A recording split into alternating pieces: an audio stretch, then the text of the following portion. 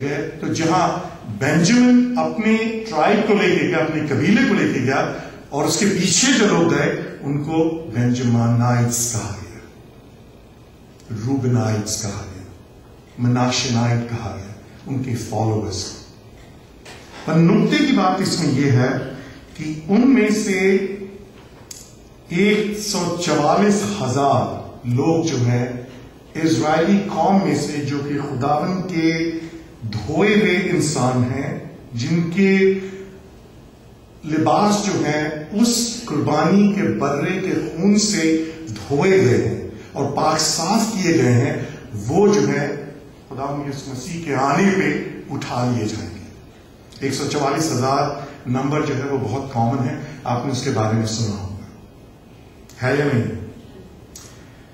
سلیمان بادشاہ کا جو ٹیمپل تھا اس کے آلٹر کے پیچھے ایک جگہ ہوتی تھی ہولی آف ہولز، اور اس ہولی آف ہولز میں جو ملکیزیدیک جو ہائی پریسٹ تھا وہ سال میں ایک دفعہ اندر جاتا تھا، اور وہ انبلیمش جو اینیمل تھا، جو جانور تھا جس پہ کوئی داغ نہیں ہوتا تھا، اس کو لے کے جا کے وہاں پہ اس کو ذبح کرتا تھا، اور اس کا خون وہاں سے لے کے باہر آ کے اسرائیلی قوم کے اوپر اسپرنکل کیا کرتا تھا، جو کہ سمبولک ہوتا تھا کہ ان کے گناہ معاف کیے گئے۔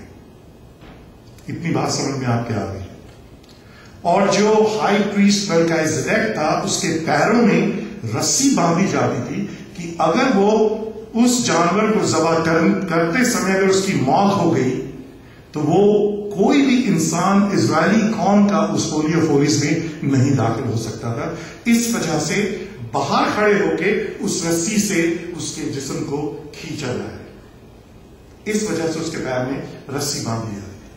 تو آپ اس پاکیزگی کا اندازہ لگائیے اس ہولی آف ہولز میں، سلیمان بادشاہ کے اس ہیکل کے اندر، جو کہ سال میں صرف ایک دفعہ کھولا جاتا ہے۔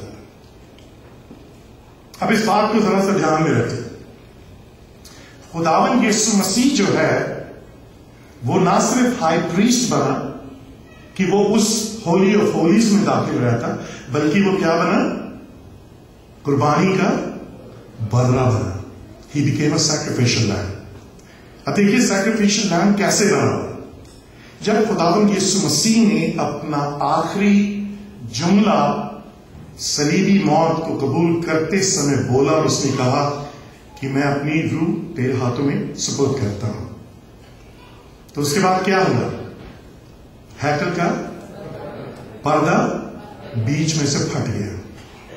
وہ ہیکل کا پردہ جو تھا وہ 38 جو بیل ہوتے ہیں نا ان کی خال سے بنا ہوا تھا۔ تو آپ اس کی تھکنس کا اندازہ لگائیے کہ وہ پردہ جب بیچ میں سے پھٹ گیا، اس قربانی جو خداوند یسوع مسیح کی مکمل قربانی تھی، جس کو پولس رسول اپنی تھیولوجی میں کہتا ہے کہ خداوند یسوع مسیح کی صلیبی موت جو تھی وہ ونس فار آل تھی۔ اب کسی برے کی ضرورت نہیں تھی، اب کسی ہائی پریسٹ کی ضرورت نہیں تھی، اب ہولی آف ہولز کی ضرورت نہیں تھی، اور وہ پردہ پھٹنا جو تھا اس بات کا سمبولک تھا کہ اب کوئی بھی اس ہولی آف ہولز میں خدا کی موجودگی میں جا سکتا ہے۔ یہ کرسچن تھیولوجی کی بات ہے، یہ ہندو مسلمانوں کو بتانے والی بات ہے خداوند یسوع مسیح کے بارے میں۔ تو خداوند یسوع مسیح جو تھا وہ قربانی کا برا بن کے اس نے اپنی زندگی میرے اور آپ کے لیے قربان کر دی۔ اور مکاشفہ 7 باب اس کی پہلی 17 آیات میں 144,000 جو اسرائیلی ہیں ان کو خداوند یسوع مسیح کے آنے پر اس ہوا کے اندر، ایٹماسفیئر کے اندر ان کو اٹھا لیا جائے گا، اور وہ چنے ہوئے لوگ ہیں جو خدا کے جو زندہ خدا کے فرمان بردار لوگ رہیں، اور اس برے کے خون سے جن کی روبس جو ہیں وہ سفید ہو گئی ہیں، کیونکہ وہ روبس دھو دی گئی ہیں، کیونکہ برے کا خون چھڑک کے کیا ہوتا تھا؟ گناہ معاف کیے جاتے تھے۔ تو پرانے نامے میں جو تھا وہ صرف باہری ایک نشان تھا۔ یہ برہ جو خداوند یسوع مسیح خود بنا ہے، اس کے خون سے ایمان کے وسیلے جب تک کہ آپ کی زندگی اندر سے نہیں بدلے گی تب تک آپ ایماندار نہیں کہلا سکتے. یہ پرانے عہد نامے اور نئے عہد نامے کے فرق کو آپ نے سمجھنا. I hope you understand that. And if you have any questions, you can ask me after the service is over. Because it's very important for us to understand that when Jesus died as a sacrificial lamb, and the curtain of the temple was torn into two, and we had access in the presence of God. God wanted us to be justified by faith and by faith alone. اور اس میں اندرونی تبدیلی ہونی چاہیے. یہ خون سے sprinkler کر کے ہم نہیں گناہوں کی معافی دے سکتے. چوتھی بات جو ہے نمبر 666 آپ لوگوں نے سنا ہے نہیں؟ مکاشفہ 13 باب کی 18ویں آیت میں اس کا ذکر کیا گیا ہے. اب یہ بتائیں کہ یہ ہے کیا؟ 666 نمبر ہے کیا؟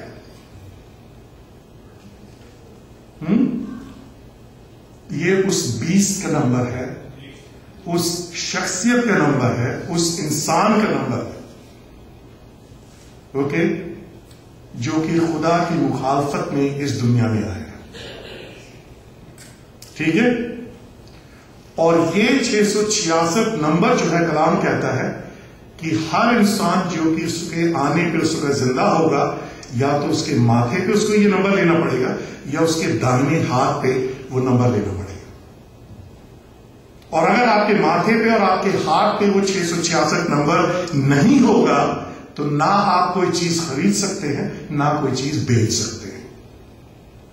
اور کیونکہ آپ کوئی چیز بیچ نہیں سکتے اور خرید نہیں سکتے تو نہ آپ پانی خرید سکتے ہیں، نہ آپ روٹی خرید سکتے ہیں، نہ آپ کپڑے خرید سکتے ہیں، اور آپ کچھ بھی نہیں خرید سکتے.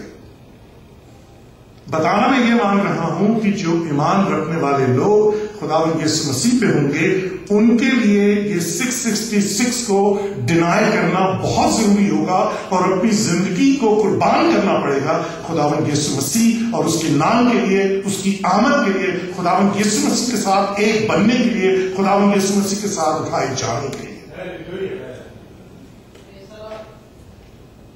And I wonder how many of you are ready to allow the beast, to allow this evil, to allow this man who is going to rule this world by being so sinful that you cannot even conceive in your mind the sins that prevail in our world and in our age and time. Sodom and Gomorrah کا destruction ہوا تھا، یاد ہے آپ کو؟ کتنے لوگ خدا نے مانگے تھے آخر میں آگے؟ صرف 5 لوگ. اس نے کہا اگر راست باز ہوں گے نا تو میں اس کو ڈسٹرائے نہیں کروں. 5 راست باز انسان بھی وہاں نہیں ملے اور خدا نے کیا کرا؟ آگ اور گندک سے کیا کرا؟ اس کو جلا دیا، بھاسم کر دیا. How many of you truly believe that we are living in a world where sin is predominantly leading our lives? میں یقین مانتا ہوں اس بات میں. گناہ کی بے انتہا ہو چکی ہے، بے انتہا ہو چکی ہے. اور سب سے بڑا جو اٹیک یہ 666 والا انسان جو کرے گا، اور جو میں سمجھتا ہوں کہ آلریڈی اس کے آنے سے پہلے اٹیک جو ہو چکا ہے، وہ یہ ہوا ہے کہ اس نے ہمارے خاندانوں کو پھاڑ دیا. شیطان سب سے پہلے دروازے پہ بیٹھ کے یہ دیکھتا ہے کہ اس خاندان کے اندر میں داخل ہوں. کلیسیا میں نہیں آتا، پہلے خاندان میں جاتا ہے. کیسے بیوی کو برگلاؤں آدمی کے خلاف، اور آدمی کو برگلاؤں بیوی کے خلاف، اور بیوی کو لڑکی کے خلاف، اور لڑکی کو بھائی کے خلاف، اور بھائی کو باپ کے خلاف. ان کو ورگلا کے ایسا بنا دوں کہ وہ سارے تتر بتر ہو جائے. اور یہاں کے صرف کلچر کو آپ نہ دیکھیے، پوری دنیا میں جتنے بھی کلچرز ہیں آپ ان کو دیکھیے. The first attack Satan wants to make is to enter into my home, into my family. Because that's the place he thinks کہ اگر اس نے اس کو کمزور کر دیا تو باقی ٹوٹے پھوٹے میاں بیوی جائیں گے کلیسیا کے اندر، تو کلیسیا میں کیا روحانی بیداری کریں. بڑی خری بات کہہ رہا ہوں، برا مت مانیے گا آپ اس چیز کو، کیونکہ ایک پاسبان ہوں. کمزور سب سے پہلے وہ خاندان کو کرے گا اور پھر اس کے بعد کلیسیا پہ اٹیک کرے گا، کیونکہ کلیسیا تو ویسے ہی تھک چکی ہے.